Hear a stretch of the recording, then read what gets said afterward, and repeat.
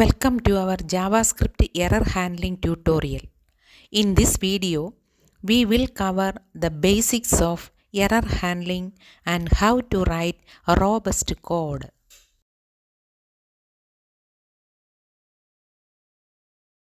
Errors can be caused by a variety of factors, including user input, network issues, and coding mistakes.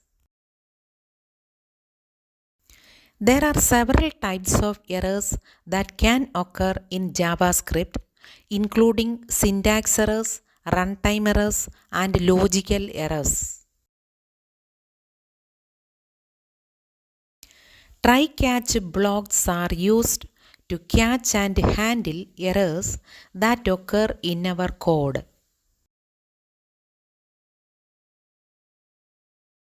Error objects are used to represent errors in JavaScript. They have properties such as message, name, and tag. We can throw errors manually using the throw statement. Following best practices for error handling can help us write more robust and maintainable code.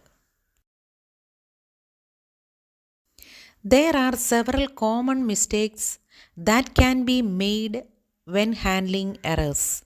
By being aware of these mistakes, we can write better code. Error handling in async code is similar to error handling in sync code, but we need to use try-catch blocks with async await.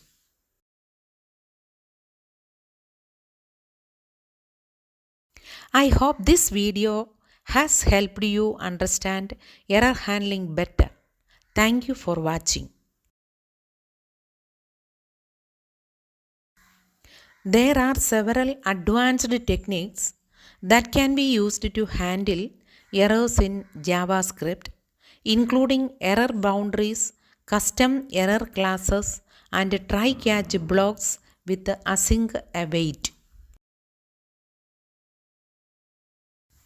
Error handling in Node.js is similar to error handling in browser-side JavaScript, but there are some additional considerations such as handling uncaught exceptions and using error handling middleware or logging libraries.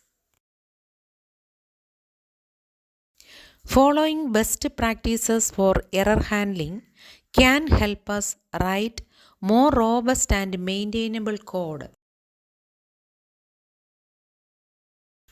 There are several common pitfalls and mistakes that can be made when handling errors. By being aware of these pitfalls, we can write better code.